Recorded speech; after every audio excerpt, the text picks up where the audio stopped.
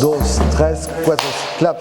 Alors bonjour à toutes et à tous. Je vais aujourd'hui vous présenter les low-tech. On va commencer par une petite approche, qu'est-ce que c'est que une ou des low-tech. Donc c'est avant tout des tech. C'est bon, voilà. C'est avant tout des tech, donc des technologies.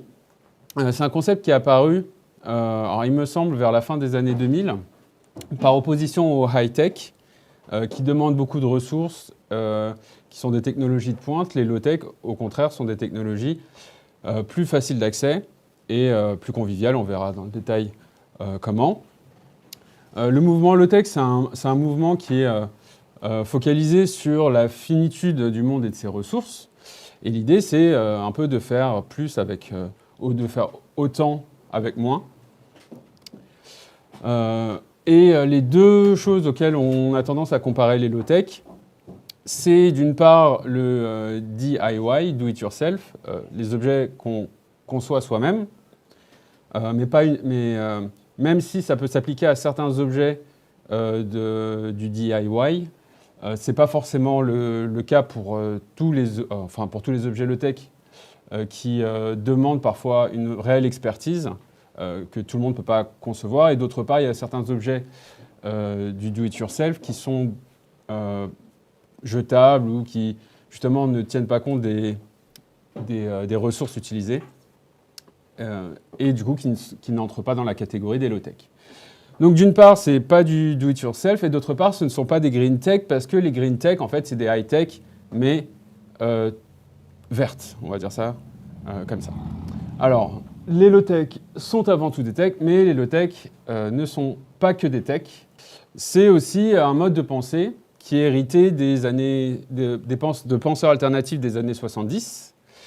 Alors, j'ai une petite liste non exhaustive que j'ai trouvée dans un rapport de l'ADEME qui reviendra à plusieurs reprises dans mon exposé. L'ADEME, donc, c'est l'agence de développement française, en gros, qui s'occupe un peu de la transition écologique. Alors, dans ces penseurs alternatifs des années 70, il y a d'abord Schumacher, avec ses concepts de système d'économie bouddhiste et de technologie à visage humain. Donc, de toute façon, ça prendra sens au fur et à mesure de l'exposé. Ces deux concepts-là, on ne va pas s'attarder sur Schumacher.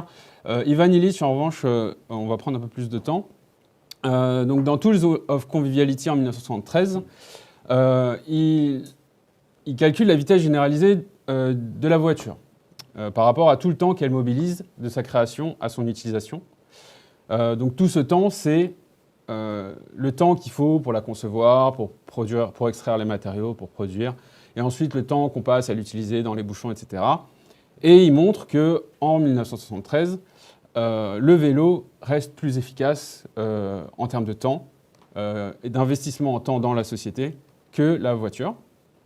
Ensuite, côté français, on a, il me semble que c'est français, en tout cas européen, Jacques Ellul, le bluff technologique, dans lequel il critique le mythe du progrès. Et donc c'est quelque chose de...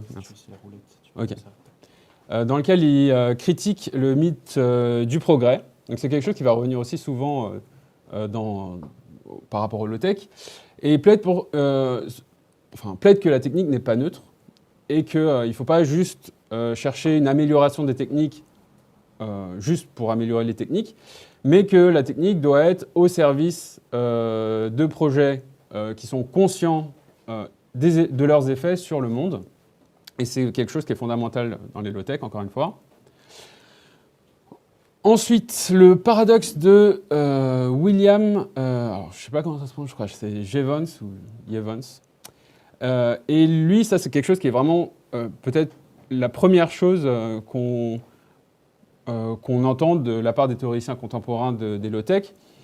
Alors il a théorisé l'effet rebond, où à partir de l'expérience de la machine à vapeur, donc il a observé à la fin du la deuxième moitié du 19e siècle que la machine à vapeur a augmenté l'efficacité de la consommation de charbon.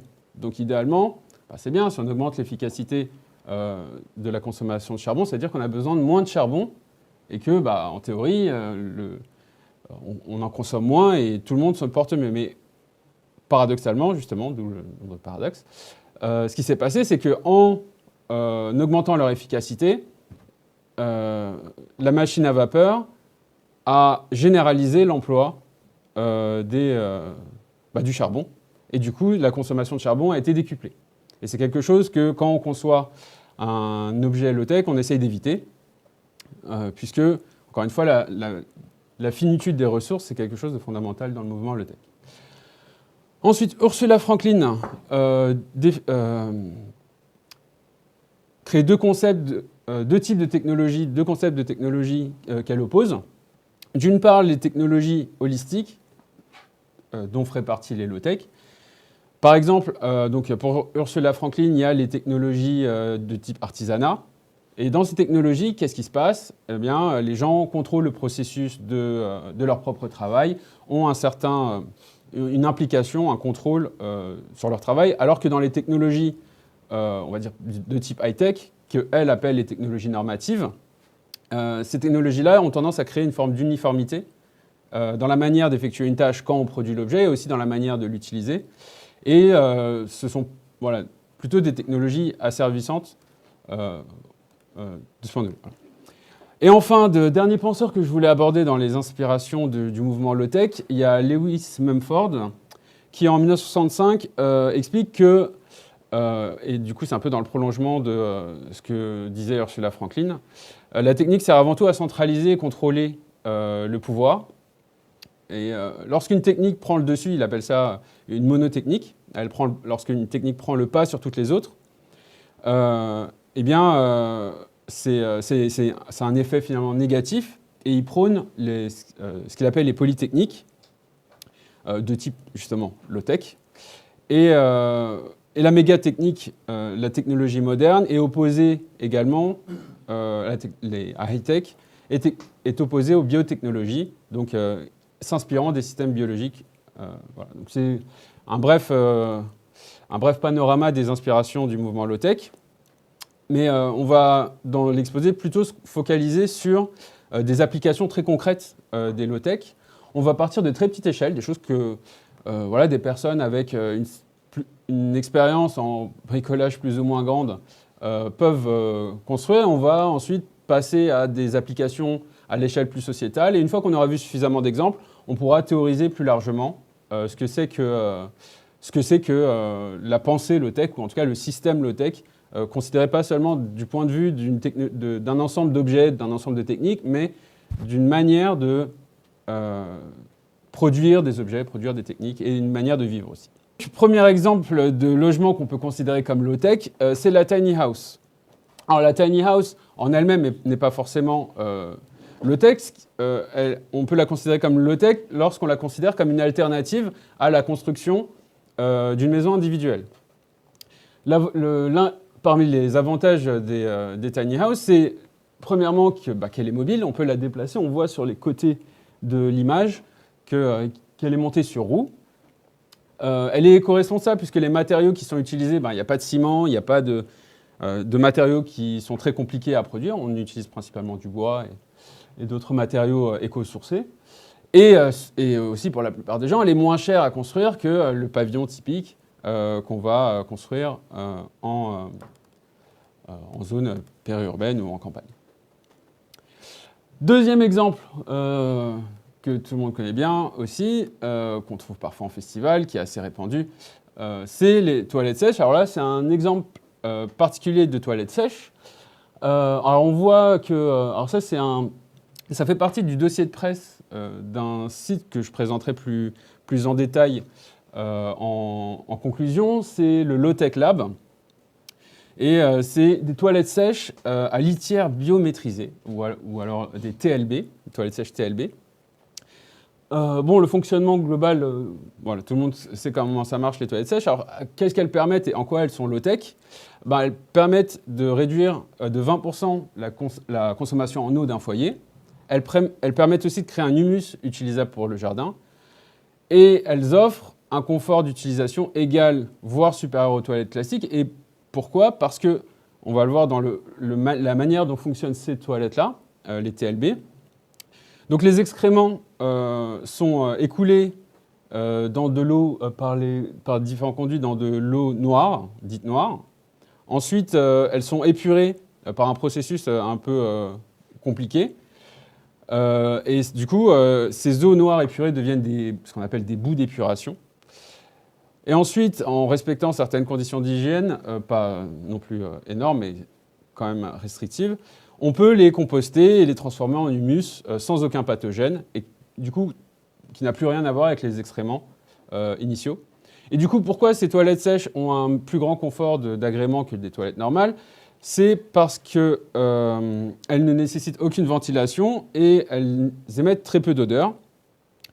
Dans le seau en inox, donc le seau sur lequel on s'assoit, on met de la paille, de la feuille morte, de la sueur, dans une quantité qui doit être un rapport 1 à 30 par rapport aux excréments.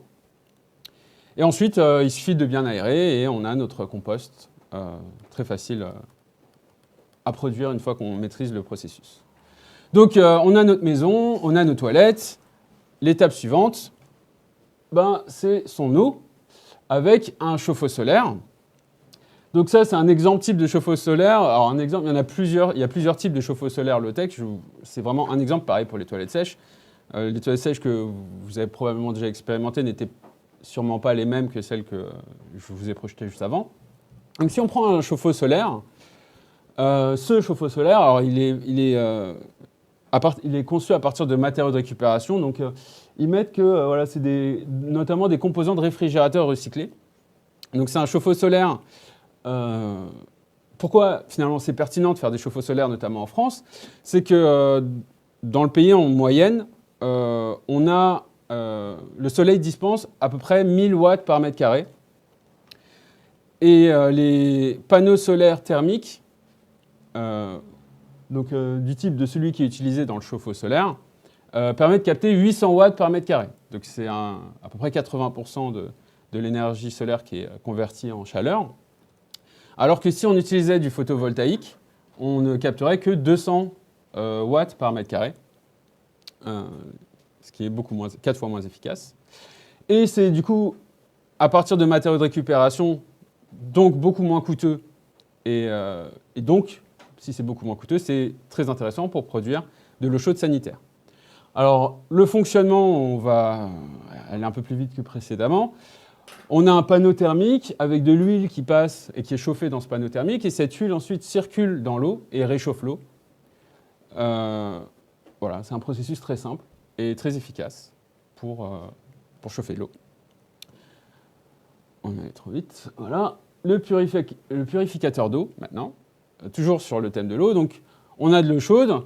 Maintenant, on peut avoir de l'eau grise.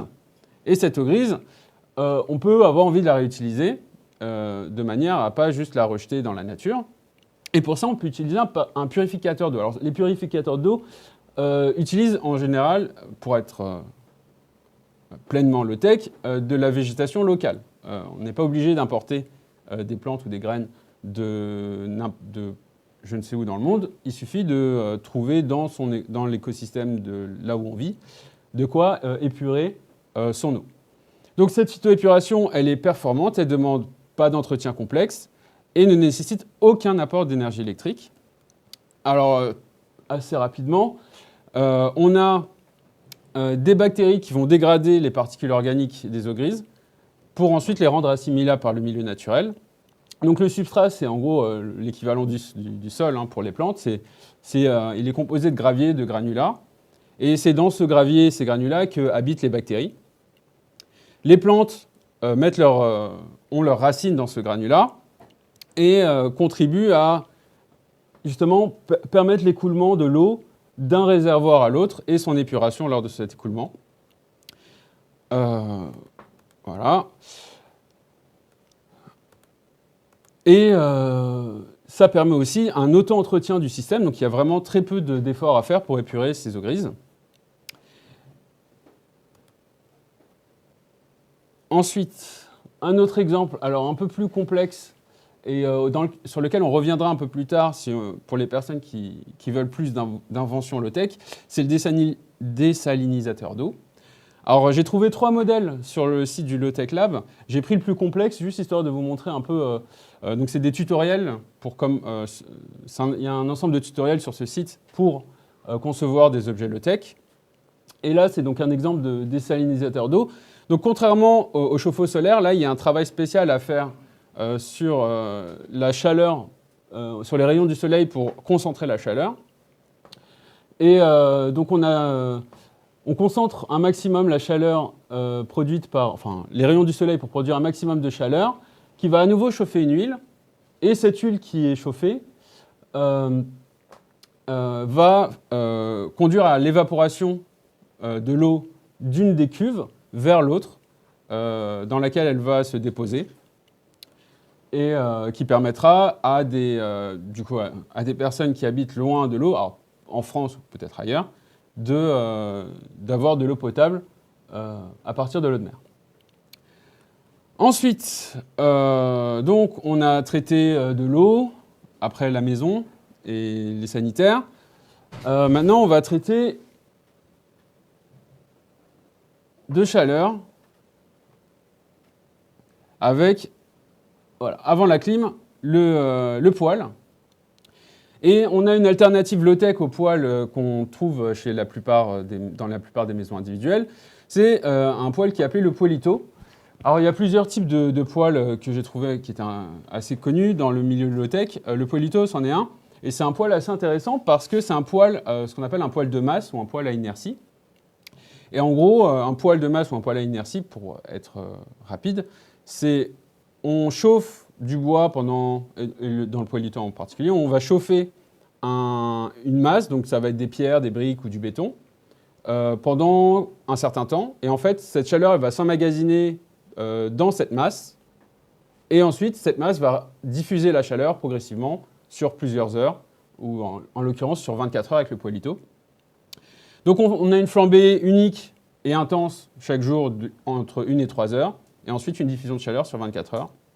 Donc c'est très facile à mettre en place. Le modèle de Poelito, là, c'est à partir d'un bidon de récupération et pas mal de choses, voilà, assez facile à récupérer. C'est un des objets les plus faciles à concevoir de tous ceux que je présente. Alors on va passer un peu histoire d'accélérer. Et du coup, on a des problèmes de canicule aussi en France, mais pas qu'en France. Et il y a une invention qui a connu un peu de retentissement il y a quelques années, c'est l'éco-couleur. Et c'est un principe très simple et très facile à mettre en place. Alors à droite, il est mis en place dans un bidonville, je crois, en Inde. On prend des dessus de bouteilles en plastique, on les découpe, on les insère dans une planche en bois, et le goulot est tourné vers l'intérieur d'une pièce et l'air chaud extérieur, en rentrant dans la pièce et en se compressant dans le goulot, va se refroidir d'à peu près 5 degrés. Et c'est une invention qui peut être très pratique dans certains pays en développement, mais aussi très pratique en France. Ensuite, pour rester encore une fois dans la vie quotidienne, c'est quelque chose dont on a tous besoin finalement, c'est un peu l'électricité, puisque l'énergie solaire jusqu'à présent était, dans les exemples utilisés, c'était de l'énergie qui était transformée en chaleur. Là, pour transformer de l'énergie en électricité, un exemple tech, c'est l'éolienne Pigot. Alors c'est une éolienne qui date des années 70, qui a été créée par un agriculteur écossais, Hugh Pigot, et qui est répliquée aujourd'hui dans le monde entier. Elle peut délivrer une puissance entre 200 et 2000 watts, suivant les conditions dans lesquelles elle a été construite. On peut la construire majoritairement avec des matériaux de récupération facilement disponibles. Voilà, par exemple des essieux de voiture, du fil de cuivre, des aimants, des planches de bois. Si on achète tous les matériaux, c'est 350 €. Si on rajoute en plus l'achat des matériaux électriques plutôt que de les prendre, plutôt que de faire de la récupération, il faut compter 2000 € pour une telle éolienne. Et donc, suivant les conditions de vent, elle peut produire pas mal d'électricité. Ensuite, un autre exemple, cette fois-ci, deux autres exemples pour l'alimentation, le frigo et le four. Et du coup, il y a une version low-tech du frigo. C'est ce qu'on appelle le frigo du désert ou alors Zeerpot. Et c'est un modèle de frigo qui remonte, alors dont on retrouve des traces en Égypte en 2500 avant Jésus-Christ et dans la vallée de l'Indus en 3000 avant Jésus-Christ. Alors on a deux pots, un petit dans un grand, et entre les deux on a du sable, et du sable dans lequel on verse de l'eau. Et le pot intérieur est imperméable, et dans ce pot, on met les denrées. Le pot extérieur, lui, est poreux, et permet à l'eau de s'infiltrer. Et le principe qui est utilisé pour refroidir, donc de 5 à 20 degrés, les aliments qu'il y a dans le réfrigérateur, bah, c'est le même principe thermodynamique que ce qui se passe quand on sort de l'eau. Et au moment où on sort d'un bain, on ressent un frisson et on se refroidit très rapidement. Et bien, c'est vraiment le même principe qui est mis en place dans ce frigo. Et enfin, c'est bien de conserver ces aliments, on peut aussi les faire cuire. Donc là, c'est un exemple que j'ai pris sur le site d'un particulier qui a développé lui-même, qui s'appelle Dominique, je ne me rappelle plus son nom de famille, et qui a développé un four qu'il appelait le four atominique. Et c'est un four qui peut chauffer assez fort. Il y a beaucoup de modèles de fours low-tech. Celui-là, je l'ai pris parce qu'il peut chauffer assez fort, entre 120 et 180 degrés. Donc, à droite, on a le four en train de chauffer. Et en fait, c'est creux.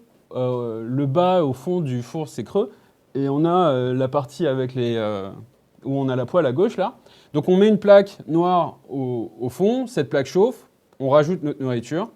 Et en quelques heures, puisque c'est une cuisson assez lente, notre nourriture va se chauffer et entièrement à l'aide de la lumière du soleil. Alors, là, on va passer à une échelle un peu plus grande. Donc là, on était finalement sur une échelle plutôt domestique. Et on peut passer à une échelle, on va dire, du kilomètre. Dans le transport de marchandises, on peut appliquer des principes low-tech avec, par exemple, le vélo cargo. Donc le vélo cargo permettrait de dépolluer le dernier kilomètre de livraison de marchandises. Mais on peut même encore aller plus loin que de dépolluer ce dernier kilomètre avec le voilier cargo qui permet de dépolluer beaucoup plus. Donc là, je vous ai mis le voilier cargo qui s'appelle le grain de sail. C'est le premier voilier cargo qui répond aux normes de la marine marchande française. Pourquoi les normes de la marine marchande ? Alors, je sais pas. Ouais, non, je pense que c'est par rapport au volume qui peut être emporté, peut-être à des conditions de stabilité, je ne sais pas. Mais c'est voilà, en gros pour transporter un certain format de marchandises, je pense. Voilà, je ne me suis pas renseigné outre mesure. Et il vient d'être mis en circulation. Et il y a le 2 qui est en route. Alors, je n'ai pas plus de détails que ça, mais c'est juste pour dire qu'il y a des solutions low-tech qu'on peut appliquer à plus grande échelle. Bah, également, dans les biens de consommation, on a l'exemple du Fairphone. Le Fairphone, alors j'ai quand même pas mal d'écrits, donc... le Fairphone a été éco-conçu. Alors, j'ai pris cet exemple-là pour illustrer quelque chose sur les low-tech qui est assez important. C'est qu'on peut comprendre low-tech dans deux sens. Par exemple, si on prend le four solaire, low-tech, on est dans le sens de lowest tech possible, c'est-à-dire le plus petit degré de technologie nécessaire pour produire l'effet qu'on souhaite. Donc cuire sa nourriture. Mais dans une société où la high-tech est prédominante, on peut implémenter des low-tech juste en considérant une technologie par rapport à une autre du point de vue de laquelle des deux est la lowest tech possible, donc celle qui requiert le moins de technologie possible ou qui utilise la technologie la plus saine possible et le Fairphone est un exemple de low-tech, ou en tout cas de lower-tech.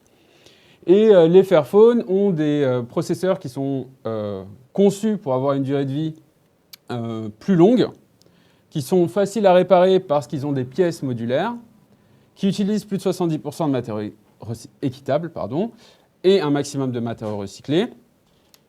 Ils ont une usine qui est alimentée à 100% par des énergies renouvelables et ils sont neutres en déchets électroniques. On peut d'ailleurs leur envoyer nos vieux téléphones pour avoir des bons de réduction.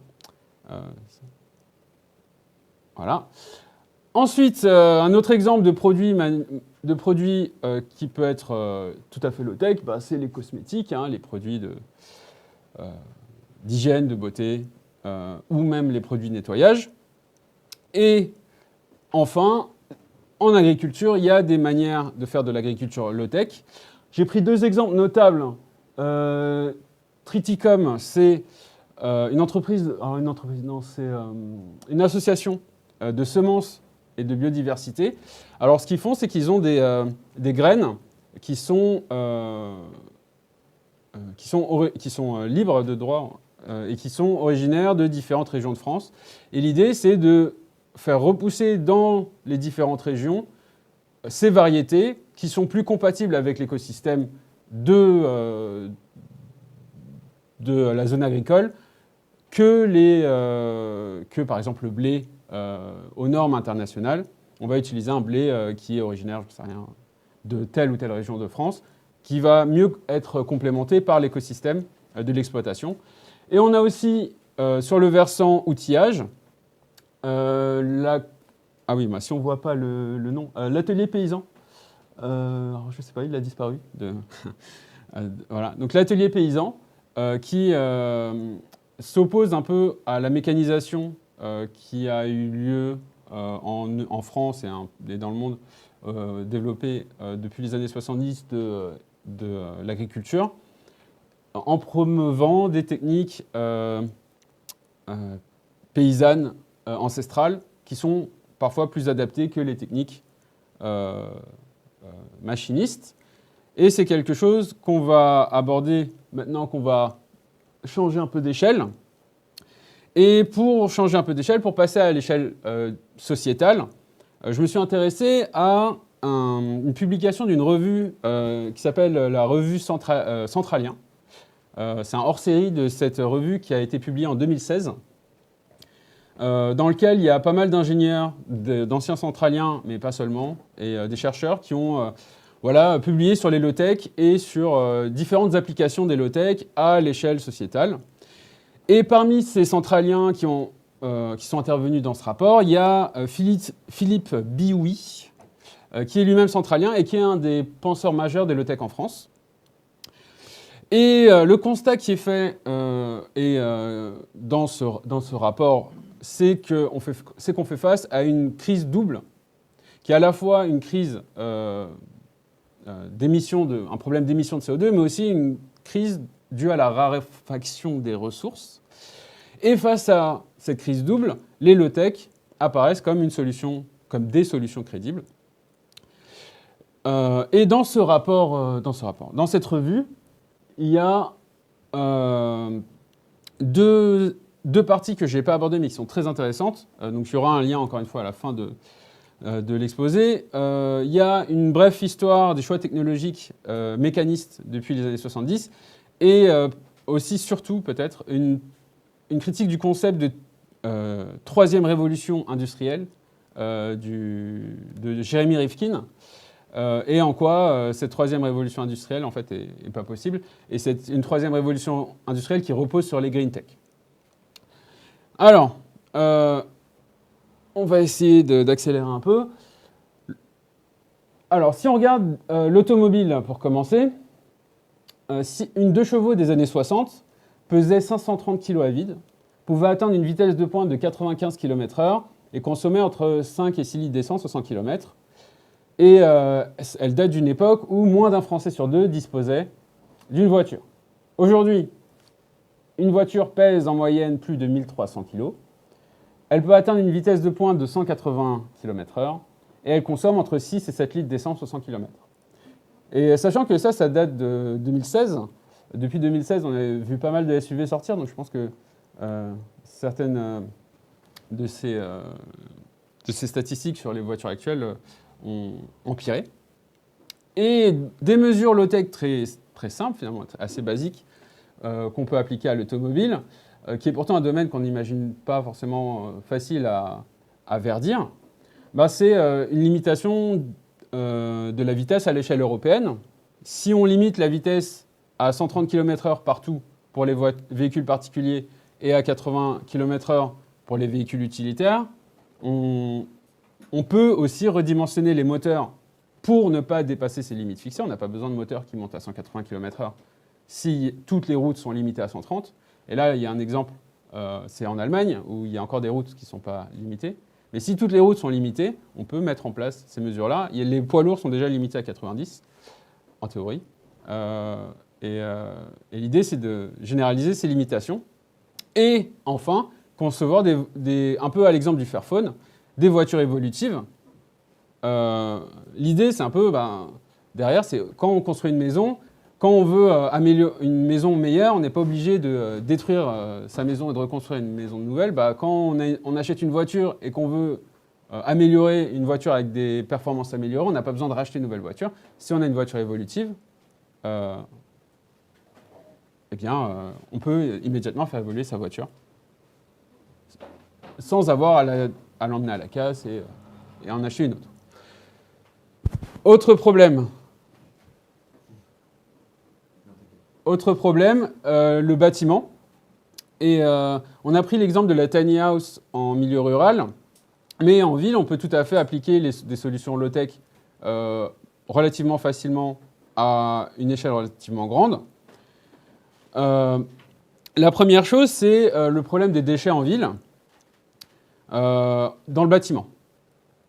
En gros, ce qui se passe depuis les années 30, où finalement en Ile-de-France, il y avait pas mal de carrières et on va dire d'échanges de matériaux. Maintenant, ce qui se passe, c'est que depuis les années 30, il y a eu un changement radical et maintenant l'Île-de-France importe 80% de ses matériaux de construction. Et le milieu du bâtiment n'est pas du tout un milieu écologiquement, on va dire, sain. Et parmi les mesures à mettre en place, c'est justement la réhabilitation, la réadaptation des logements avant de penser à les démolir, de les préfabriquer avec des matériaux moins énergivores. C'est ce qu'on disait sur la tiny house. La tiny house était principalement en bois et du coup l'idée c'était un peu d'abandonner le béton. Pourquoi ? Parce que le béton en fait c'est un modèle un peu franco-français. Le modèle de la construction en béton c'est la façade est porteuse et l'isolation se fait par l'intérieur. Et on peut, en quelque sorte, inverser ce modèle en mettant en place des constructions qu'on appelle poteaux-poutres, donc avec des portants qui sont à l'intérieur. On porte la masse du bâtiment par l'intérieur et à l'extérieur, on isole avec du bois notamment. Avec différents matériaux adaptés à l'éco-construction, la déconstruction et au réemploi.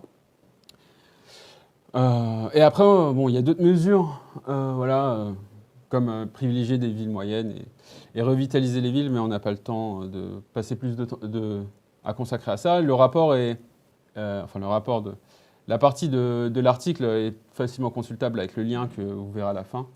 Si vous voulez plus de détails, vous les trouverez facilement. Et on revient à notre exemple de l'agriculture. Donc on a cité les semences et les matériaux. Et on a un exemple, même deux exemples, mais qui ne font qu'un finalement, d'alternative à l'agriculture, au modèle d'agriculture moderne. Donc l'agriculture moderne, c'est quoi ? C'est une agriculture qui est d'abord possible que parce qu'il y a beaucoup de ressources non renouvelables. Pardon. Un grand nombre de ressources non renouvelables qui sont disponibles. Mais le problème, c'est que ces ressources, elles sont en train de se raréfier. Et cette agriculture détruit le sol, pollue, engendre des pertes de biodiversité, contribue au réchauffement climatique, uniformise les paysages et dépeuple les campagnes. Et une alternative à cette agriculture-là, c'est de la permaculture, qui est née en tout cas le concept de permaculture est né dans les années 70 en Australie. Et du coup, c'est une alternative low-tech à l'agriculture industrielle. Et on a une application un peu de ça en France avec la ferme biologique du Bec et Loing en Normandie et qui a suscité des rapports et des études de l'INRA et d'AgroParisTech, qui est une école d'ingénieurs à Paris. Alors, qu'est-ce qui s'est passé dans cette ferme? Donc, on est passé à un modèle de permaculture et on a regardé ce qui s'est passé sur 3 ans. Et donc, qu'est-ce qui s'est passé sur 3 ans? On a remarqué que donc, cette ferme, puisqu'on est passé à de la permaculture, on n'a pas eu besoin de vraiment utiliser beaucoup de mécanisation. Il y a eu une très faible utilisation de mécanisation. Et on a remplacé ça par la main humaine et en particulier par la dextérité qu'elle offre par rapport aux machines qu'on utilise dans des grandes exploitations. Et la main humaine, qu'est-ce qu'elle permet dans des exploitations de permaculture? C'est de densifier et d'associer des légumes les uns à côté des autres. Et en faisant ça, on peut faire pousser plus au mètre carré et on peut diminuer le temps nécessaire au désherbage et les substances nocives à utiliser pour le désherbage. On utilise des outils et des techniques traditionnelles, simples, robustes et facilement réparables, contrairement aux énormes machines qui sont utilisées actuellement. Et ces environnements en permaculture sont en interaction étroite avec leur environnement. L'idée, c'est vraiment de créer un écosystème autour et à l'intérieur de sa permaculture avec des mares, des haies, des arbres, qui vont par exemple favoriser les prédateurs des nuisibles, qui vont être source de nutriments pour le sol et créateurs de microclimats pour faciliter la culture de telle ou telle espèce. Donc ces fermes en permaculture, ces exploitations en permaculture s'intègrent parfaitement dans un écosystème et on peut dans ces systèmes-là remplacer l'énergie fossile par de l'énergie solaire et de l'intelligence humaine. Donc au bout de 3 ans, qu'est-ce qui s'est passé dans cette ferme? On est passé à un rendement de 55 000 € par 10 000 mètres carrés pour une charge de travail comparable à ce qu'on peut trouver chez des maraîchers, voilà, chez des maraîchers mécanisés. J'ai oublié de préciser que c'était du maraîchage. Et en plus, le cadre de travail était bien plus beau que pour du maraîchage normal. Non, on est passé au bout de 3 ans, au Bec et Loing, ils ont eu un rendement de 55 000 € par 1000 mètres carrés. Sur 1000 mètres carrés, ils avaient... Voilà, c'est un rendement à peu près comparable à du maraîchage normal. Voilà. Ouais. Alors, on va accélérer encore. Santé et hygiène. Alors, on l'a déjà abordé, donc c'est bien. Donc, on a vu les cosmétiques, qu'on pouvait, qui étaient à partir de matières naturelles. Et pourquoi est-ce que c'est un problème de société, les cosmétiques? C'est parce qu'actuellement, on dépense énormément d'argent en recherche et développement dans les cosmétiques et aussi dans le marketing de ces produits. Dans ces produits-là, on trouve en plus des microbilles de plastique, dans les produits de gommage, les dentifrices, du parabène dans les produits d'hygiène, des nanoparticules dans les crèmes solaires, du glyphosate dans les protections périodiques. Donc c'est un réservoir à cancer futur. Et on estime d'ailleurs que le nouveau cas de cancer augmentera de 70% dans les décennies à venir. Donc, qu'est-ce qu'on peut faire pour changer un peu de modèle? On a par exemple des solutions issues de la médecine traditionnelle. On a Yu Tu, qui est un prix Nobel de médecine. Donc c'est une femme qui a eu le prix Nobel de médecine en 2015. Et elle a identifié l'artémisinine dans la médecine traditionnelle chinoise et ça lui a permis de développer un traitement contre le paludisme. On peut employer des protections périodiques réutilisables qui, à la fois, peuvent servir en pays développés, mais aussi dans des pays en voie de développement. Pourquoi? Parce qu'on estime que dans les pays en développement, les jeunes filles qui sont à leur puberté ratent en moyenne 20% de leurs cours à cause de leurs règles.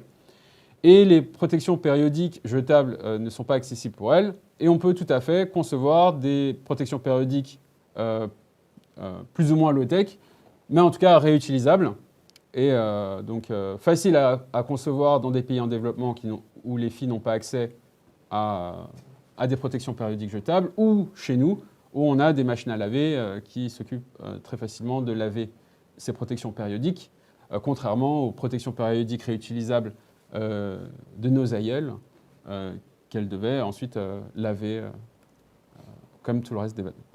Et on peut voilà, faire des cosmétiques à base d'huile et de gel, ce qu'on fait déjà d'ailleurs.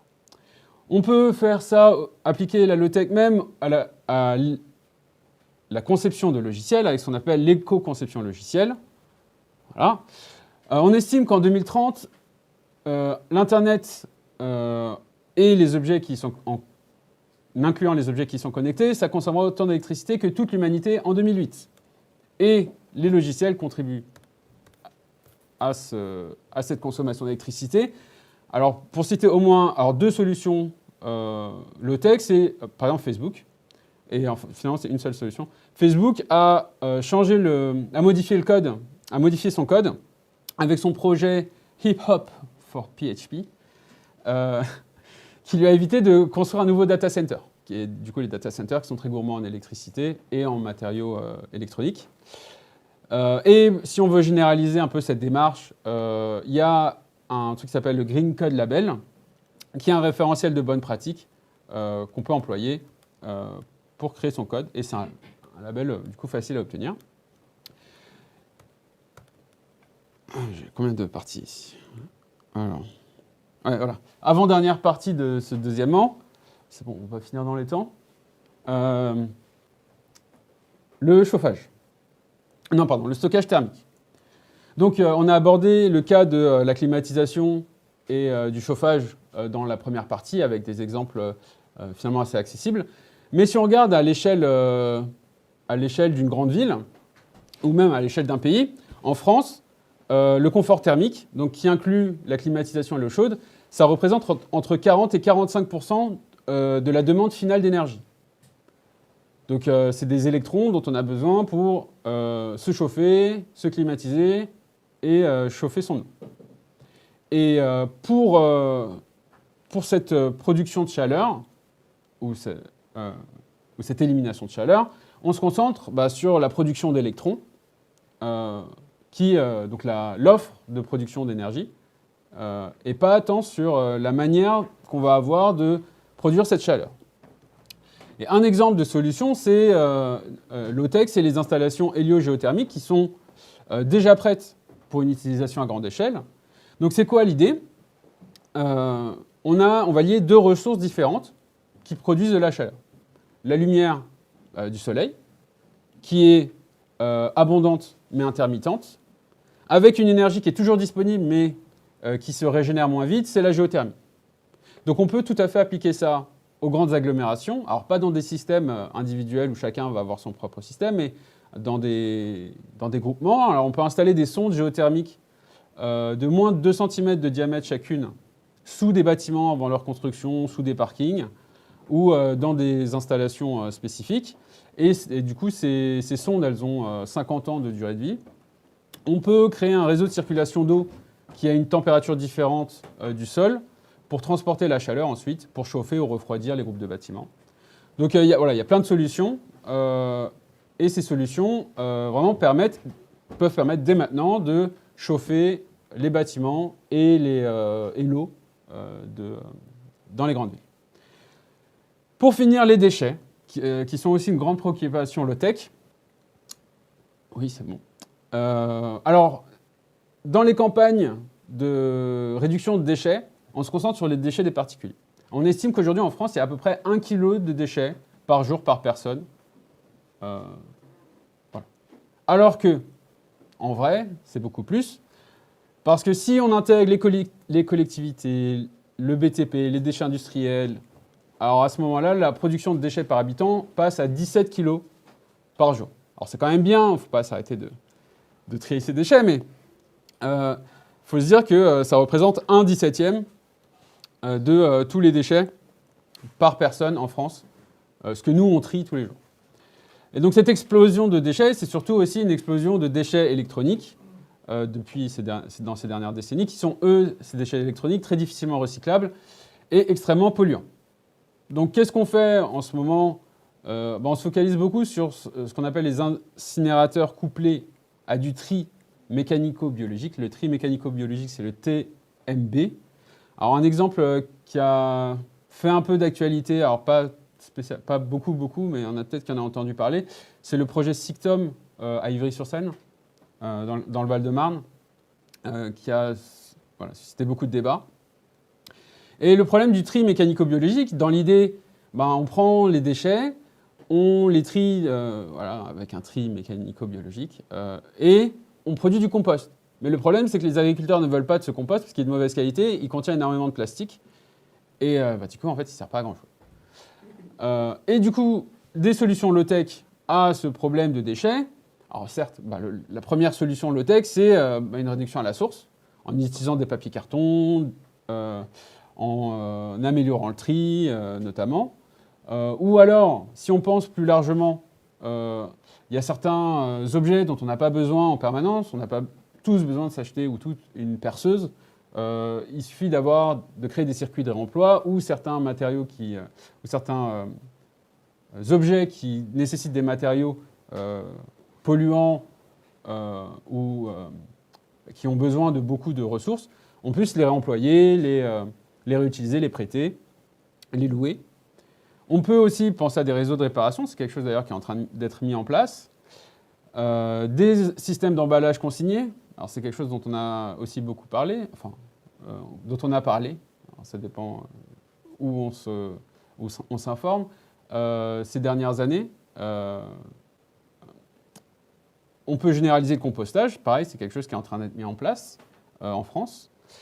Et on peut aussi et surtout mettre en place des écosystèmes industriels dans lesquels les déchets de l'un deviennent les matières premières de l'autre, contrairement à aujourd'hui où il y a on va dire, un semblant de coordination, mais qui est très loin des attentes.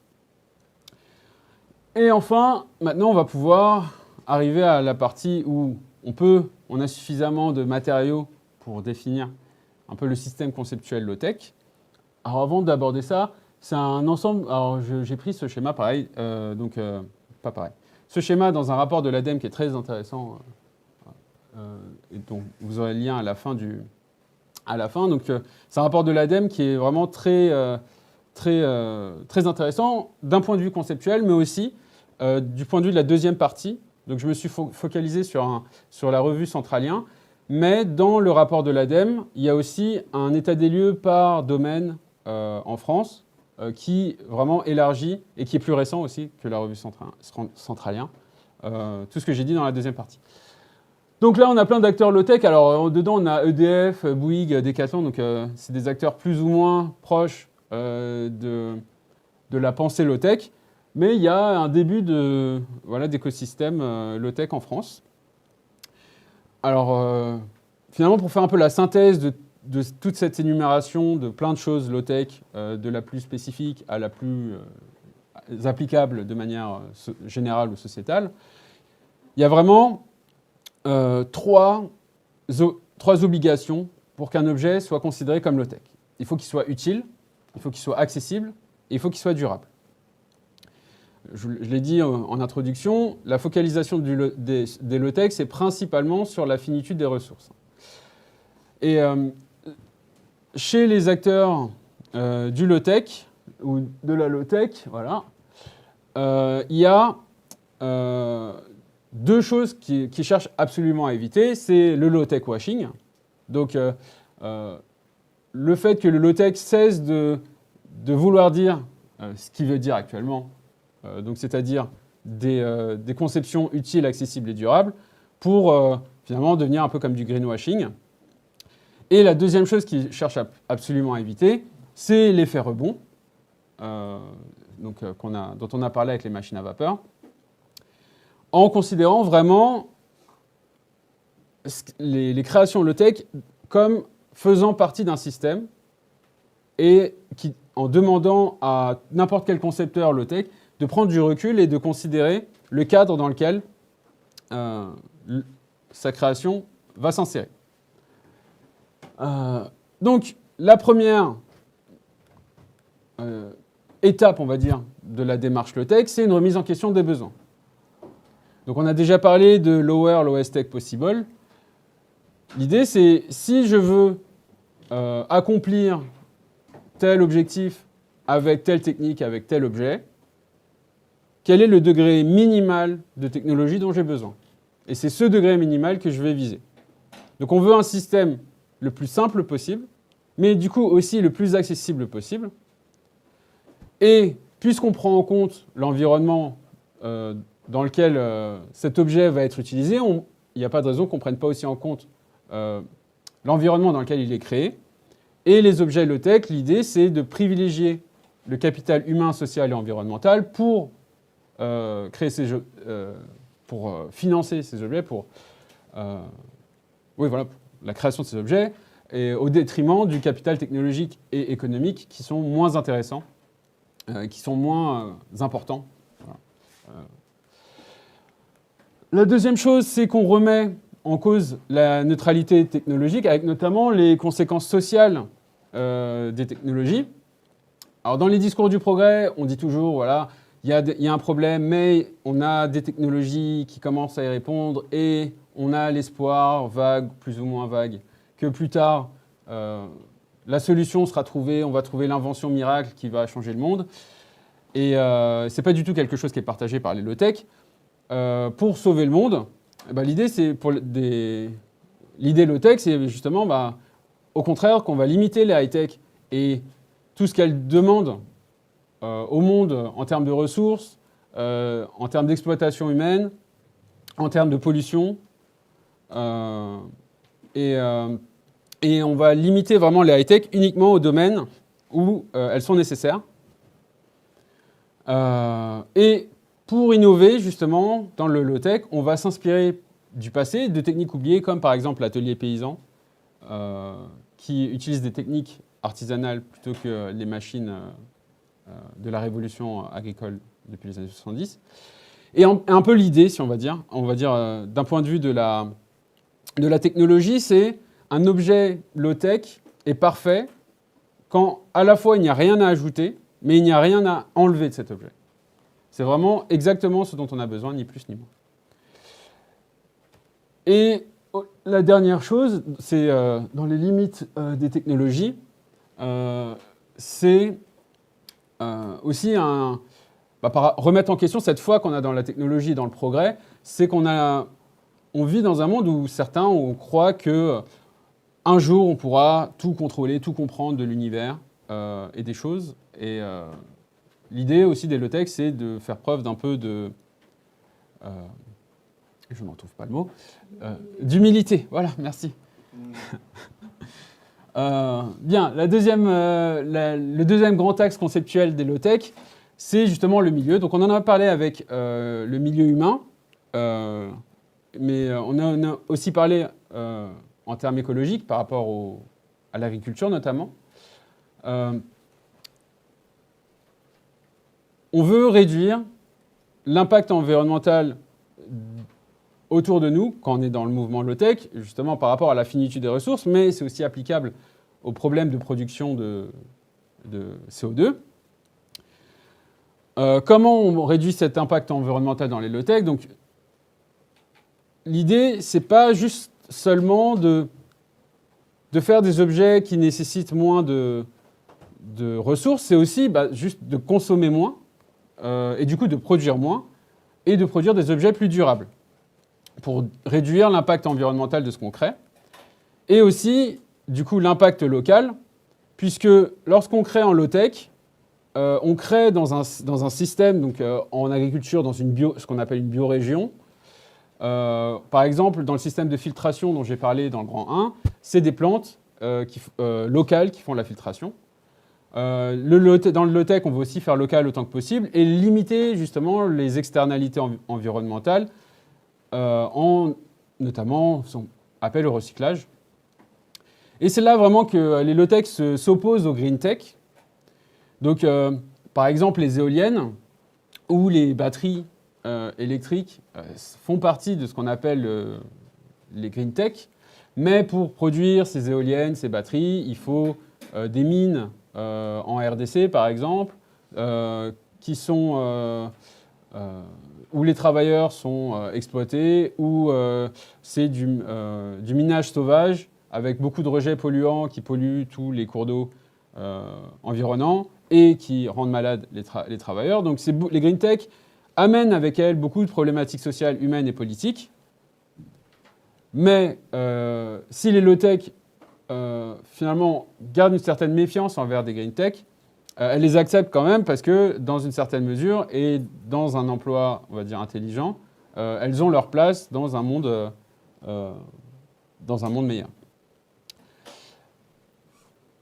Et enfin, donc, avant de passer à la suite, juste peut-être récapituler un peu.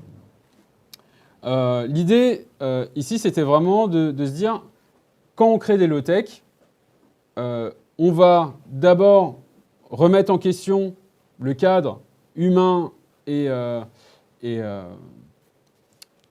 environnemental de ce qu'on crée, mais on va aussi prendre en compte l'être humain, en termes d'emploi, mais aussi plus largement, parce qu'il y a quelque chose de fondamental dans la création low-tech, c'est qu'en simplifiant ce qu'on crée, on le rend beaucoup plus accessible à l'utilisateur. Entre le smartphone, qui n'est pas du tout réparable, et dont le code est hyper compliqué, dont on ne comprend pas grand-chose, et j'en sais rien, le système de filtration d'eau qu'on a vu, il y a tout un monde dans la compréhension qu'on a de l'objet, de son fonctionnement, de son impact. Donc le fait de mieux comprendre ce dont on sert, parce que c'est plus simple, parce que c'est plus accessible aussi financièrement, ça permet aussi aux êtres humains qui se servent de ces créations, de ces technologies, de se réapproprier des savoirs qu'on a tendance à oublier, parce que quand on regarde un objet high-tech, le niveau de technologie est tellement important que le commun des mortels ne sait pas forcément exactement comment ça marche, quelles sont les principales œuvres, alors que les principales œuvres, on les voit beaucoup plus clairement dans un objet low-tech, alors plus ou moins clairement, suivant que ce soit un objet low-tech à 100% ou un objet lower-tech, un peu comme par exemple le Fairphone, qui a au moins le mérite, le Fairphone par rapport à, j'en sais rien, un iPhone, d'être démontable par l'utilisateur, et les pièces étant amovibles et compartimentées, n'importe qui peut se dire, bon ben là, mon appareil photo ne fonctionne pas, je sais exactement, la pièce, elle est facile à démonter et à réinstaller, et je n'ai pas besoin d'aller chez un réparateur pour le faire.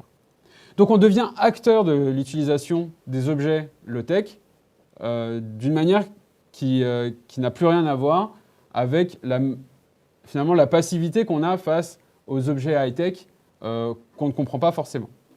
Mais cette technologie, en plus d'être facilement compréhensible, et du coup d'être réappropriable par les utilisateurs, elle est aussi émancipatrice plus généralement parce qu'elle développe une culture technique à la fois forte et à la fois partagée par les utilisateurs, puisque quand on rentre dans le low-tech, on rentre dans un écosystème où il y a de la réparation, il y a de la durabilité, il y a de l'échange, il y a du prêt, du recyclage. Donc on rentre dans un système où beaucoup d'acteurs partagent leur expérience et donc leur culture technique qui devient renforcée en étant partagée. Et en plus de ça, justement, puisque les low-tech ont vocation à être les plus simples possibles, elles sont aussi moins chères, et puisqu'elles sont durables aussi sur le long terme, elles sont moins chères, et elles permettent une indépendance financière plus grande des personnes qui s'en servent, que ce soit dans les pays développés, dans les pays en développement, et elles augmentent la résilience collective et la remédiation de pénuries ou de dépendance. On a tous en tête l'exemple des masques, de la pénurie de masques, alors que à cette époque-là, on aurait pu concevoir, on pouvait d'ailleurs même concevoir nos masques nous-mêmes. Il y avait donc j'ai pas noté l'exemple, mais il y avait des systèmes de création de masques franco-français, low-tech, et très facilement accessibles à l'époque de la pénurie de masques. Voilà, donc quand on est dans une démarche low-tech, on est vraiment dans un territoire, dans une région, on l'a déjà dit, mais cette fois-ci, on va le voir plus d'un point de vue des vulnérabilités de sa région. C'est-à-dire qu'on va être dans un système, on va se dire, mon système, là, il a des dépendances, des fragilités ici et là, et on va orienter la création low-tech, les techniques, la création de nouvelles techniques low-tech sur de quoi est-ce qu'on a besoin pour que notre territoire soit moins vulnérable et d'un point de vue aussi bien économique, social ou écologique. Et enfin, voilà, plus généralement, les low-tech, c'est vraiment tourné vers le bien-être et la convivialité et le respect humain. Ce ne sont pas des technologies tournées vers les technologies, ce sont des technologies tournées vers le monde et tournées, en l'occurrence, vers les êtres humains et vers les rapports qui peuvent s'instaurer entre les êtres humains. Et un système de diffusion généralisé, donc par exemple avec le Low-Tech Lab qu'on abordera dans pas longtemps, c'est pas partagé par tous les acteurs des low-tech, mais par, on va dire, pas mal d'entre eux. C'est l'idée que les techniques deviennent des communs. Donc, il y a une certaine récalcitrance dans les low-tech pour les brevets, parce que les brevets, justement, ce sont des sources de problèmes pour les créateurs low-tech, parce que si on a une invention, on ne peut pas, quand on est dans le monde des low-tech, qui est un monde qui fonctionne à assez petite échelle, payer des brevets, et on ne peut pas payer pour l'utilisation de brevets d'autres personnes. Donc, en conclusion, les low-tech, c'est des choses qu'on peut voir voilà, dans des objets, dans des créations ponctuelles, ou qu'on peut voir dans des implémentations, on va dire, en marge du système actuel. Mais c'est aussi une manière de voir autrui, de voir son environnement, et de se voir soi-même, et de se voir comme partie d'un tout, qui peut être finalement une voie alternative à ce qu'on nous propose avec le modèle high-tech, green-tech.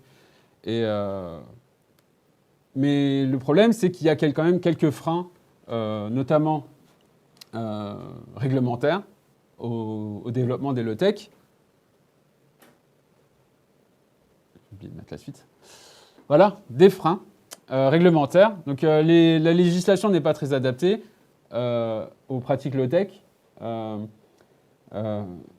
y a aussi une image relativement négative. Dès qu'on commence à critiquer le progrès, on nous considère comme des amiches ou je ne sais quoi. Et il y a aussi relativement peu de visibilité médiatique. La plupart des gens à qui je demande s'ils connaissent ou elles connaissent les low-tech, la réponse est souvent non, la plupart du temps. Et aussi le problème de financement. Les acteurs low-tech ont du mal à se tourner vers les financements institutionnels qui ne sont pas très tolérants avec les modes de fonctionnement low-tech et justement le temps un peu long aussi qu'il faut pour un retour sur investissement. Néanmoins, face à tous ces freins, il y a des espoirs et des contournements, notamment réglementaires, par rapport à l'état actuel du droit. Il y a aussi des financements alternatifs qui existent et qui sont employés, donc des cagnottes ou autres.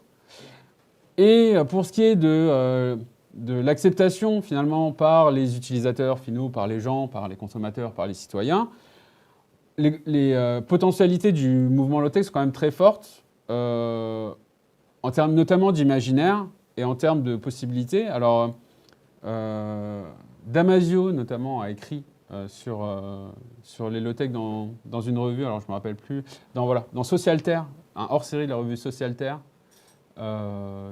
qui est toujours disponible en ligne, en version numérique, pour les personnes qui aiment Damasio. Il y a aussi, pour l'acceptation des low-tech, quelque chose qu'on remarque dans les écoles d'ingénieurs. Donc, la deuxième partie était tirée d'une revue qui s'appelle Centralien. Donc, pour les élèves de l'école centrale, il y a des cursus, alors pas des cursus, il y a des cours sur les low-tech dans certaines écoles françaises, certaines écoles d'ingénieurs françaises, et des formations, notamment des reconversions professionnelles pour les gens qui souhaitent se tourner vers les low-tech. Et il y a une certaine... et en plus, pour mieux aborder les low-tech, il y a une certaine compatibilité avec les courants, certains courants actuel. Ah non. Non. Ah bah oui, bah, je sais pas, j'avais un schéma quelque part. Ah oui, voilà, c'est lui. Voilà. Donc, différents courants. J'ai pas le temps de tout énumérer. Si vous voulez plus d'informations, ce sera dans le rapport de l'ADEME. Donc, plus le rouge est sur la gauche, et plus il y a de compatibilité entre la low-tech et le courant mentionné. Donc, les plus compatibles avec la low-tech, et finalement ceux qui partagent le plus de concepts avec la low-tech, c'est la sobriété, l'économie de la fonctionnalité, etc. etc. Donc, tout ça et plus dans le rapport de l'ADEME, que je vous invite très fortement à consulter. Donc, finalement, qu'est-ce qu'on peut dire sur les low-tech? C'est qu'on voit qu'on peut tout à fait, dès maintenant, commencer à intégrer de low-tech en marge du modèle actuel, en complément du modèle actuel. Ça marche très bien, c'est ce qui se passe actuellement, finalement ponctuellement, dans certaines zones, chez certains agriculteurs, chez certains industriels. Mais à terme, si on rentre vraiment dans cette pensée low-tech, si cette pensée low-tech arrive à infuser un peu la société, on peut, j'espère, je fais partie des personnes qui espèrent cela, que le rapport de force change et qu'on passe d'une dominance des high-tech et des green-tech sur les low-tech qui sera appliquée ponctuellement à une inversion et une dominance des low-tech avec une bride qu'on remettrait sur l'innovation high-tech et sur les green-tech qui ne viendraient qu'en complément de solutions low-tech qui sont plus humaines, plus écologiques et plus saines pour le monde et pour les êtres humains. Voilà, merci. Voilà.